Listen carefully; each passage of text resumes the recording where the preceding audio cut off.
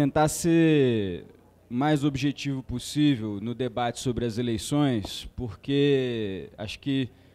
mais importante do que fazer o balanço do que aconteceu especificamente no período eleitoral é a gente entender como que aqueles acontecimentos do período eleitoral e como aquilo se desdobrou está impactando no nosso momento político atual. Mas antes de explicar um pouco a origem do texto que eu estou aqui apresentando. A direção nacional, né, fez uma reunião lá em Belo Horizonte em que distribuiu tarefas, isso lá no início de fevereiro, distribuiu tarefas sobre a escritura dos projetos de resolução, né. Foram formadas comissões para cada um dos textos, né, que foi publicado na Tribuna de Debates, e uma dessas comissões, da qual eu fiz parte, eu e o Bruno, ficamos responsáveis por elaborar um texto de balanço das eleições 2014, né, que, obviamente, não poderia ser diferente, tomaria como base o debate que a gente já havia feito sobre as eleições, né, a direção nacional reunida no dia 27 de outubro, ou seja, no dia seguinte ao resultado eleitoral do ano passado, né. A direção nacional se reuniu e publicou uma resolução que fazia um balanço.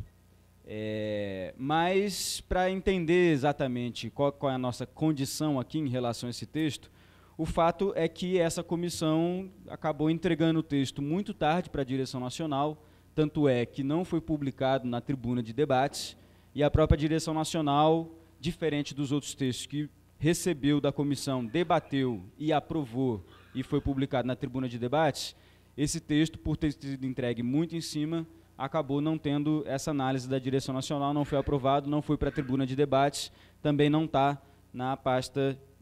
dos delegados e delegadas. Então, tem uma questão aqui, inclusive, para a gente saber aqui, seja na mesa, seja no plenário, como vai ser o encaminhamento em relação a esse ponto do balanço das eleições de 2014.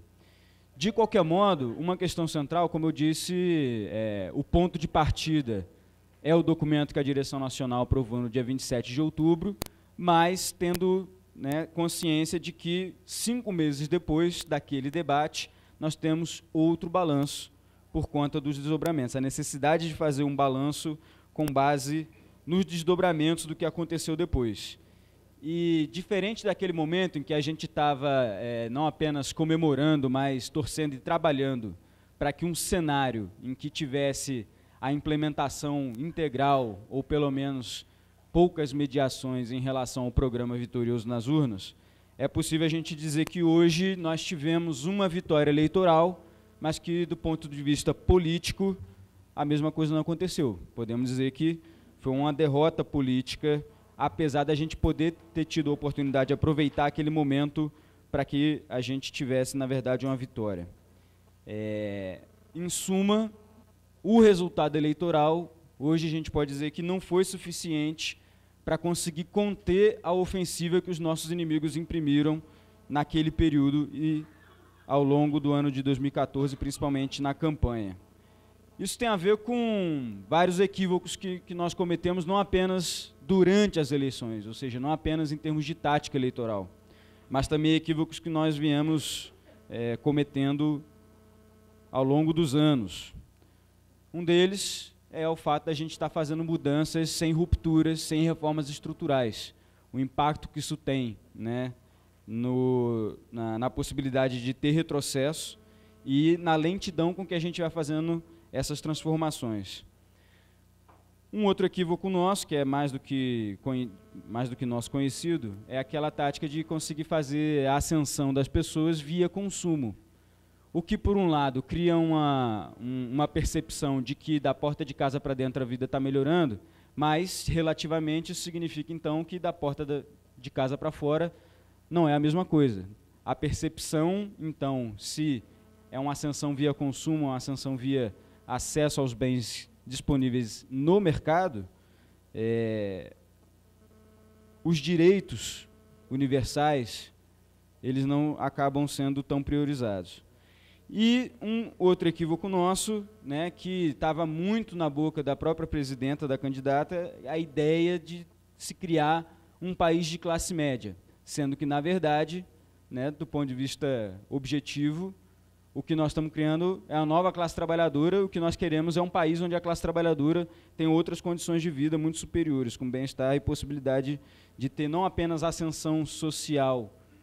via consumo, mas, de fato, ter os seus direitos garantidos. E isso, a gente pode perceber que, ao longo da campanha e ainda hoje, a ideia da oportunidade, nós temos que criar oportunidade para as pessoas, aliado a essa ascensão ao consumo e a ideia de que nós estamos criando uma nova classe média, isso é mais do que uma concepção liberal, individual, em que é o esforço pessoal que vai garantir a melhoria de vida. E depois, né, não dá para reclamar quando vem as pesquisas dizendo que boa parte da percepção que as pessoas têm da sua melhoria de vida vem apenas do esforço pessoal. E aí, né, a gente acaba tendo que ouvir alguns discursos, por exemplo, do Lula lá no dia 31, tendo que falar, não, é o esforço pessoal das pessoas. Não, de fato, né, nós não queremos aqui dizer que as pessoas não se esforçaram para garantir sua melhoria de vida. Agora, quando você põe ênfase na ascensão via consumo, no país de classe média, na ideia de oportunidade, o que se fortalece é uma concepção individual de conseguir mudança. Esses equívocos que vêm de algum tempo se expressaram também, do ponto de vista da tática eleitoral nas eleições, por exemplo, numa política de alianças que a gente pode considerar muito esquizofrênica, né? Ao mesmo tempo em que, em alguns estados, como é o caso do Rio de Janeiro, nós conseguimos nos desvencilhar de ser um mero apêndice do PMDB, conseguiu lançar uma candidatura, um setor do partido conseguiu ser vitorioso para lançar a candidatura própria. Por outro lado, no Maranhão, né, a gente teve o informe do Maranhão ontem, prevaleceu a ideia de que nós tínhamos que apoiar a oligarquia Sarney lá. E, curiosamente, o resultado eleitoral no Rio de Janeiro acabou enfraquecendo o setor que defendia mais autonomia em relação ao PMDB e romper com o governo do PMDB. Por outro lado, no Maranhão, os setores que eram contra, né, a aliança com a oligarquia Sarney, agora com a vitória do Flávio Dino, estão em condições de superar aquela situação. Mas uma política de alianças completamente esquizofrênica. E se a gente for ver como é que foi o mapa da política de alianças, tem a ver também com a questão regional, que as eleições demonstraram, né? Uma votação mais expressiva no Norte e no Nordeste e uma votação pior no Sul e no Sudeste. Isso tem a ver também com o fato, se a gente for ver os lugares onde a gente mais lançou candidatura própria, foi no Sul e no Sudeste, e onde a gente mais rifou os estados, rifou o PT para garantir as alianças, foram no Norte e no Nordeste. De qualquer forma, é importante a gente prestar atenção nessa questão regional, porque o desdobramento que isso tem no médio e longo prazo é de uma profundidade muito grande. A gente teve o informe dos estados e deu para perceber que, no caso de São Paulo, por exemplo, nós precisamos dar muita atenção para o que aconteceu ali. Vale ressaltar que a tentativa de exercer uma hegemonia de classe por parte da burguesia ofensiva que eles apresentaram no último período se associa também com a tentativa de exercer uma hegemonia do ponto de vista territorial, né? Agora, o fundamental, que é importante a gente tratar quando fala das eleições de 2014, é olhar não apenas do ponto de vista da tática eleitoral, da política de alianças, do comportamento das candidaturas, do comportamento das nossas direções, mas ver como é que a coisa vinha acontecendo e se desdobrou durante as eleições do ponto de vista das classes e da luta de classes. Como as classes se comportaram, para a gente conseguir ter uma análise mais profunda.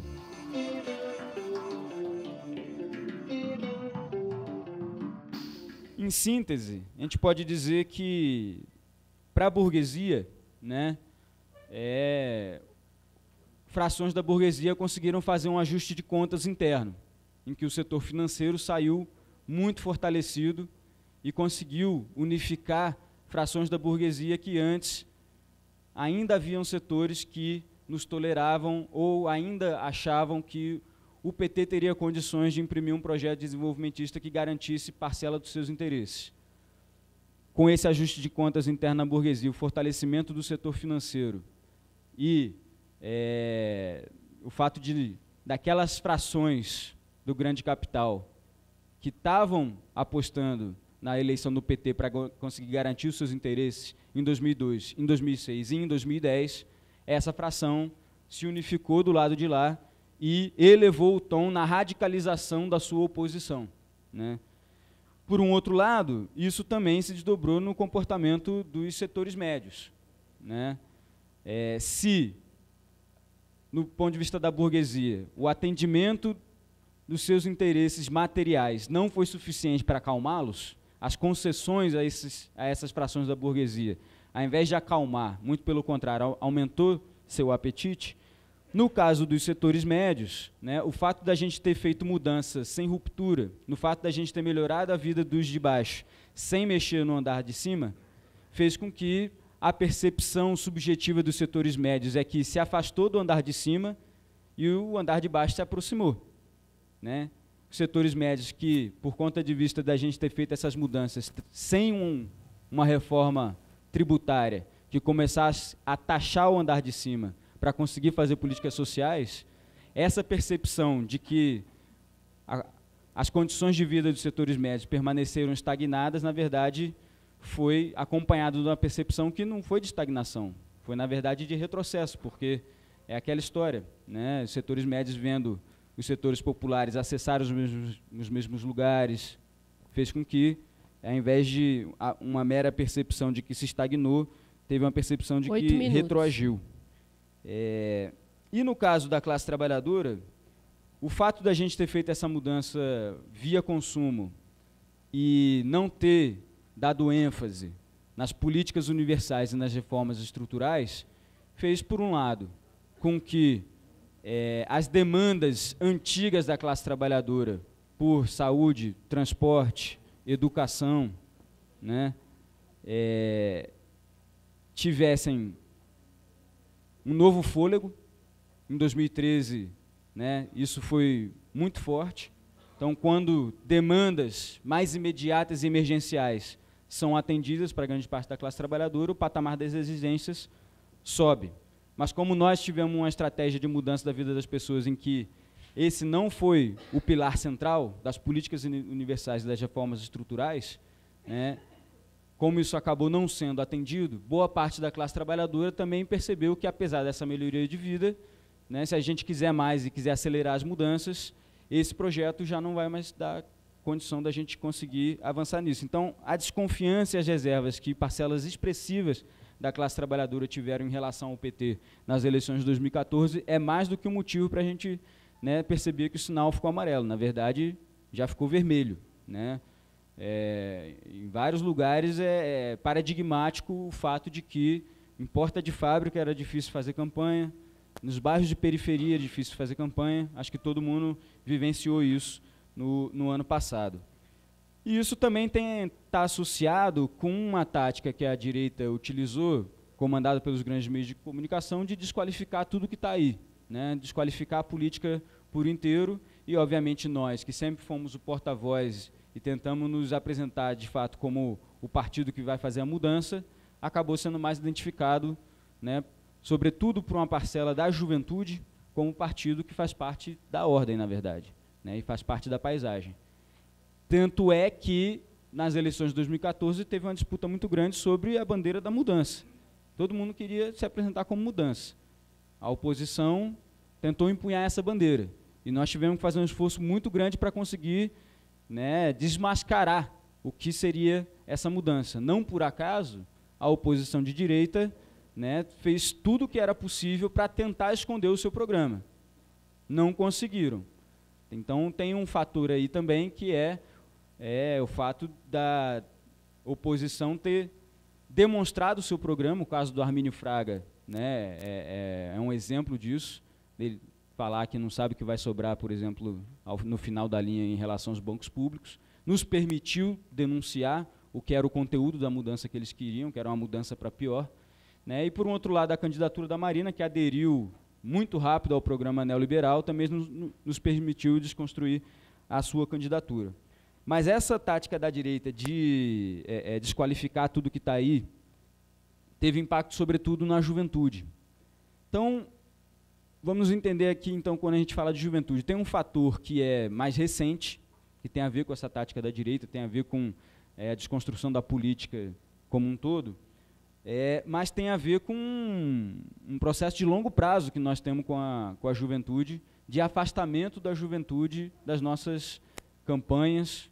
né, e das nossas organizações, das nossas mobilizações. Se a gente for pegar os dados de 2002, 2006, 2010 e 2014,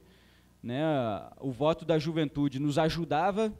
em 2002, puxava a nossa média eleitoral para cima, e em 2014 o voto da juventude, sobretudo os jovens de 16 a 24 anos, puxava a nossa média eleitoral de intenção de votos para baixo, né.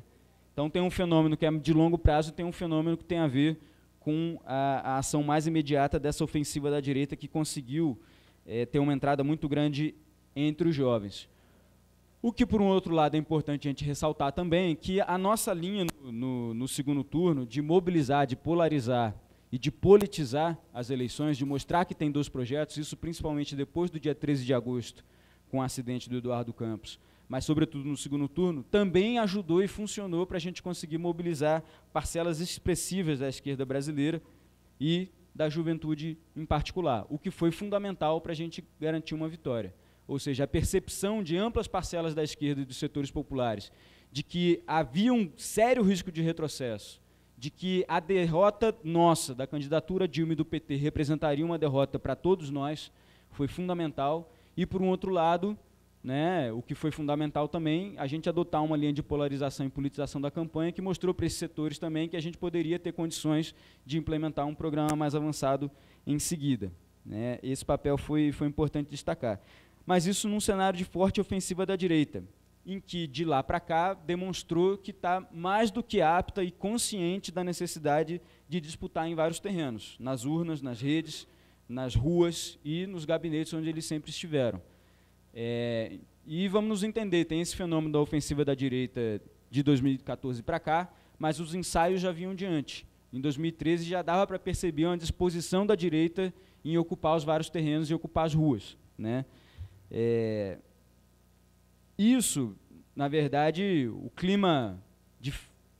setores da extrema-direita que instituem um clima fascista, um clima golpista, tem a ver com esse processo que já foi plantado lá atrás. Ou seja, se a gente hoje está tendo dificuldade, inclusive na disputa das ruas,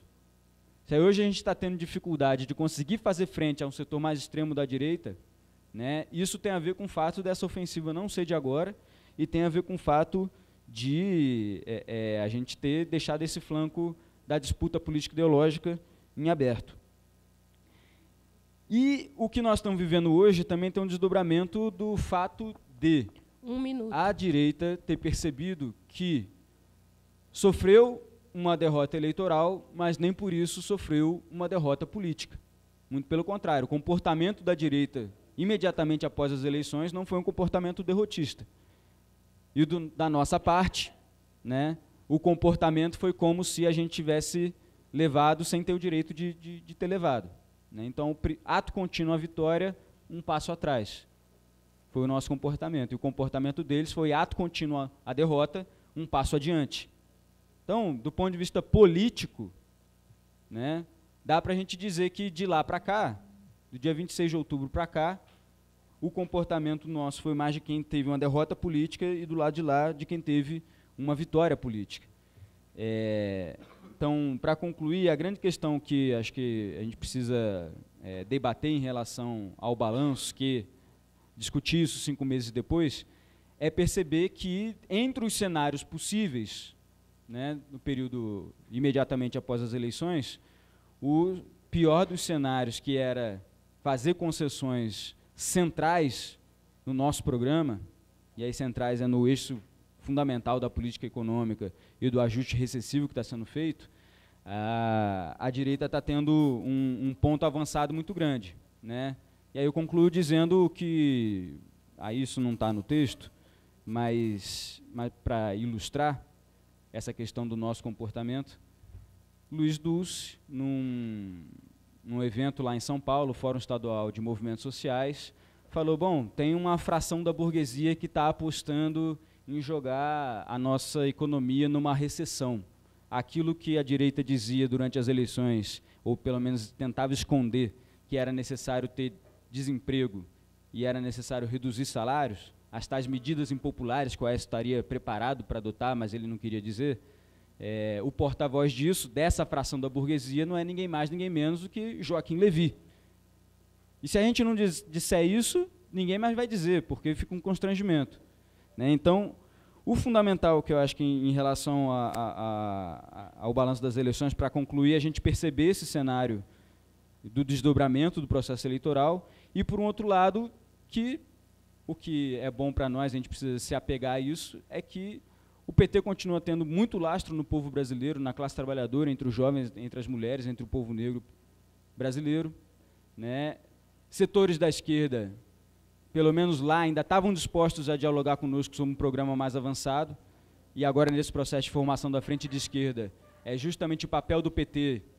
colocar a possibilidade de ainda construir esse programa avançado. Mas nós não podemos nem desperdiçar a chance que se criou lá, né, nem deixar essa ofensiva da direita continuar.